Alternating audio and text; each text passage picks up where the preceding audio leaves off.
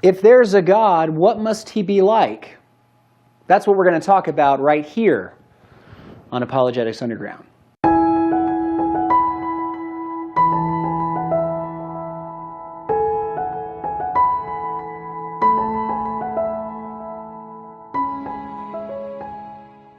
Hey everybody, welcome back to our Christianity 101 series. Now this is the third video in that series, but I want to talk to you a minute about our first video in that series.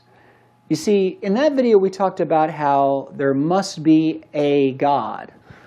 But think for a minute about how I said that. I know we brought this up before, but I want to make sure the point is driven home. There must be a God. We didn't really talk about which God, because there are plenty of beings that claim to be God, right? I mean, you're familiar with more than a few of them, aren't you? You've got the Greek gods. You've got the Norse gods. You've got the gods of Hinduism. You've got fictional gods like Cthulhu. I know, another Cthulhu joke. But think about it. All these beings and the people that supposedly either believe in them or used to believe in them claim that they are God. Guys like Zeus. Zeus doesn't show up and say, "Don't worship me, I'm not a god." No, in the narrative, Zeus knows he's a god. And he's very quick to tell you about how he's a god, right? But here's the thing.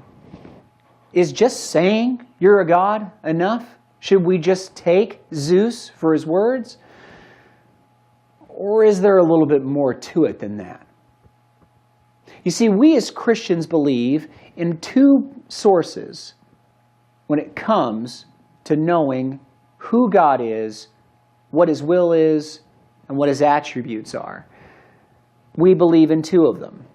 Scripture, primarily, and one other. You see, Scripture is the most important. It's not equal to the other one. It is the primary source for knowledge about God. And that makes sense, doesn't it?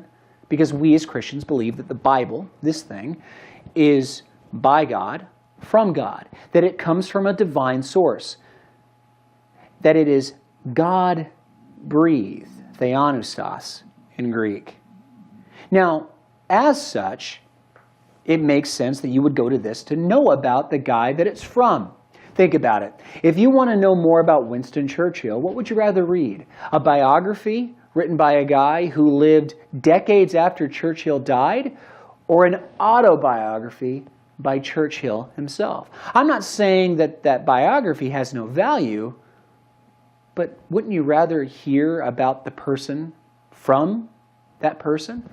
That's why we hold the Bible on such a high pedestal, because it comes autobiographically through the gift of inspiration on the authors of the New Testament from God himself. If you want to know what God likes and what he dislikes, ask him and he'll tell you. But as we said, that's not the only source. Remember that analogy about Churchill? You've got an autobiography, which would seem to be a primary source, a very valuable primary source about Winston Churchill. But then you have this biography written years and years later by another person. That has value too. You see, the first source is Scripture, yes, but the second one is your own mind, your own sense of logic and reason.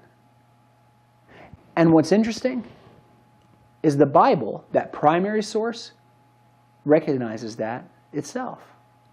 For the wrath of God is revealed from heaven against all ungodliness and unrighteousness of men, who by their unrighteousness suppress the truth. For what can be known about God is plain to them, because God has shown it to them. For his invisible attributes, namely his eternal power and divine nature, have been clearly perceived ever since the creation of the world in the things that have been made, so they are without excuse. Now that was the Apostle Paul in his letter to the Roman church. Do you notice what he said, though? He said that God has made himself known to men. Not to Christians, not to Jews, not to a specific group of people, but all people. And he says that he has shown them specifically his eternal power and his divine nature, so that they have perceived these things. They didn't read about it. They didn't receive, a text message or a tweet from God saying, "Hi, I'm God and this is what I'm like." He says that they were able to reach that conclusion themselves. Now, as we said a minute ago, the primary source for knowledge of God is, of course, yes, the Bible. And we are going to be giving the Bible its moment to shine in this regard. We've already shown in this series how the Bible is authoritative and how you can trust what it says. And that was a very important conversation to have. But we might be tempted to start with the Bible, to skip this whole logic and reason thing. But the truth is that's not really a natural process that many people who are learning about God and want to know more about Him start with. Typically, when we ask the question, what must God be like? We don't get in our car and drive down to a Barnes & Noble and buy a Bible. Instead, we lay in our bed at night before we're about to fall asleep and we look up at the ceiling and we say, I wonder what He's like. And we start trying to answer these questions according to our own sense of reason and our own sense of logic ourselves. And God's okay with that. In fact, that's how God intended for it to be.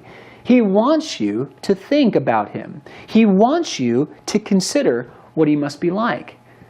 So that's what we're going to do here in this video. We're going to take the sense of human reason, the sense of human logic, and apply that to the nature of God.